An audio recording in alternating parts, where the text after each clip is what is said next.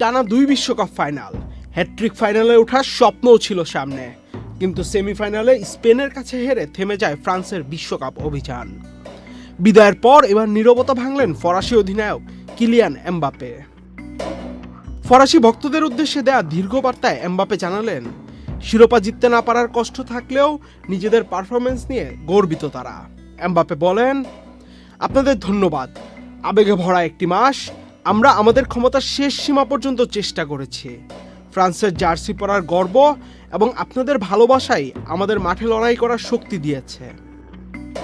বিশ্বকাপ জিততে না পারার ব্যথা স্বীকার করে এমবাপে বলেন, আমরা দলগতভাবে এই শিরোপা জিততে পারিনি, এটা বেদনাদায়ক এবং এই ব্যথা আরও কিছু সময় থাকবে, কিন্তু গল্প কিভাবে শেষ হবে তা সবসময় আমাদের হাতে থাকে না।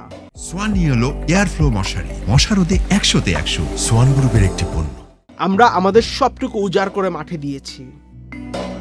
এই বিশ্বকাপে 10 গোল করে গোল্ডেন বুট জিতেছেন এমবাপে। তার এই সাফল্যের কৃতিত্ব একা নিতে নারাজ এমবাপে। তার ভাষায়, এই পুরস্কার যতটা না আমার, দলেরও ঠিক ততটাই।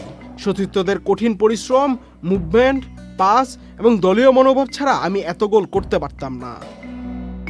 তৃতীয় বিশ্বকাপ খেলার অভিজ্ঞতা নিয়েও আবেগঘন ছিল এমবাপে।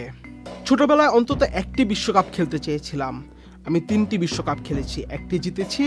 এবার অধিনায়ক হিসেবে দেশকে নেতৃত্ব দেওয়ার সম্মান পেয়েছি, এটা আমি কখনো ভুলব না। এছাড়াও এমবাপে ফরাসি সমর্থকদের জন্য বিশেষভাবে ধন্যবাদ জানিয়েছেন।